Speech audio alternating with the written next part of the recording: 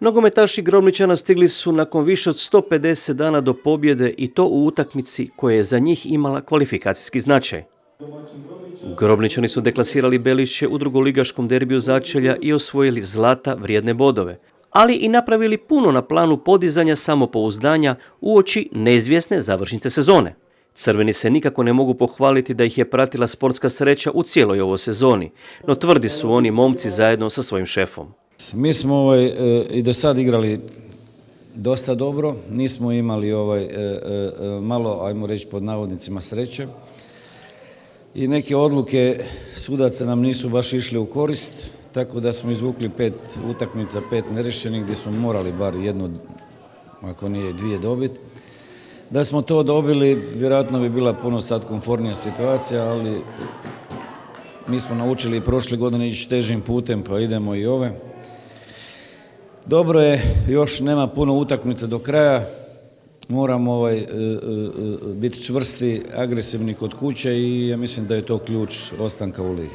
Igrala se 10. minuta kada su domaćini odigrali lijepu akciju, u završnici koje ipak nisu uspjeli ugroziti gostujućeg vratara. Činilo se da se momčad iz Belišća obranila, no onda je lopta završila u nogama Mateja Dabića, koji je nespretno i nesretno igrao rukom i skrivio najstrožu kaznu. 11. minuta, sa 11 metara Grobnička desetka načela je goste sa prvim od svojih 4 pogodaka na ovoj utakmici. Pile Belišće 1:0. 4 minute kasnije Dabić je definitivno postao tragičarem utakmice. Isti je igrač gotovo na istom mjestu bio sukrivac u još jednoj najstrožoj kazni, ali ovoga puta u prodoru je bio sapleten Filip Batarello. Pile Belišće 2:0.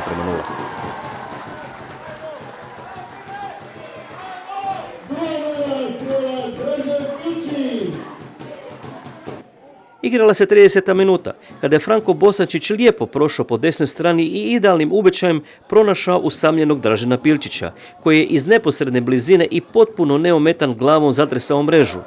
Pile Belišće 3:0. Furiozno otvaranje utakmice, a činjenica da domaća momčad od prve minute ambiciozno je krenula po silno važnu pobjedu, igrajući niz vjetar, što je gostima zasigurno otežalo, odredilo je ishod utakmice. Nogometaši Grobničana prekinuli su tako 5-mjesečni post i nakon točno 154 dana upisali novu pobjedu. Iako je djelovalo da bi važnost utakmice protiv Belišća mogla sputati domaćine, derbi začelja na kraju se pretvorio u najučinkovitiju utakmicu ove sezone. U 38. minuti među strijelce se upisao i Patrik Srzentić, koji iz neposredne blizine pospremio jedan odbijanac nakon što je vratar loše reagirao na slobodni udarac Kočevića. Mogli su gosti biti zadovoljni rezultatom nakon prvih 45 minuta, jer je pravo čudo kako Nermin Kočević niti jednu od svojih 100% prilika nije iskoristio. Tek što su se momčadi vratili na travnjak, u nastavku Dražen Pilčić se još jednom našao u zagrljaju svojih suigrača. 3. put na ovom dvoboju lopta se našla na bijeloj točki. Ovoga puta najstrožu kaznu skrivio je Salapić na Nerminu Kočeviću. Pile Belišće 5:0. Ovim pogodkom Dražen Pilčić postaje vodeći strijelac lige. Napokon naša dobra utakmica. Od prve minute smo praktički u zburu napali na njihov gol i tu smo na njihove greške uspjeli izboriti 2 penala i realizirali. Kasnije to se lijepo šlo svojim tokom, tako da mislim da je naša pobjeda danas zaslužena. U 52. minuti Marcić je lijepo odbranio Pilčićev udarac, nakon toga i pokušaj Duje Ušalja iz neposredne blizine. Utakmica se pretvorila u određivanje formalnosti. Domaćini su imali još nekoliko obećavajućih situacija, no rezultat se do kraja nije mijenjao. Vrlo značajna utakmica koja je bila vrlo slična utakmicama koje smo igrali prošli dio prvenstva, znači znali smo da moramo ući agresivno, da moramo se od prve minute nametnuti. Sam taj pristup je rezultirao sa velikim pritiskom i kao plod tog pritiska su izašli 11-terci koji su bili. Vrlo brzo smo poveli 2:0, poslije toga jedan lijepi gol za 3:0, 4:0 i utakmica je bila riješena.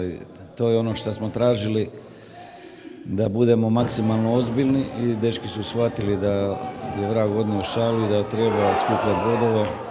Evo, to je ono što je, sad smo na 8 skupljenih bodova na proljeće, tu smo se digli sa jedno 5. 6. do traga i mislim da je to putokaz kako trebamo u budućnosti, znači čvrsto, agresivno i mislim da ne bi trebalo biti onda većih problema.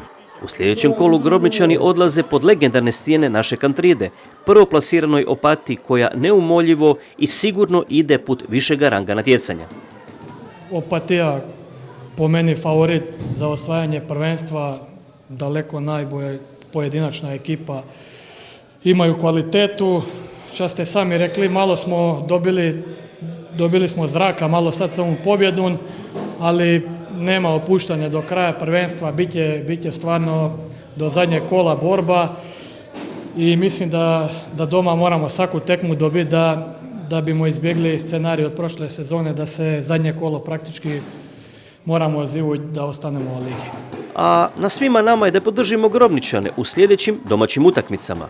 Pa sigurno, evo, prvo svega isto treba pohvaliti naš omladinski pogon koji su tu na svakoj utakmici, navijaju za nas, bodre nas, dečki pjevaju celu utakmicu i ovom priliku isto pozivam i njih i neka oni dojdu i neka dojdu svi ljudi ki vole tu lokalni nogomet.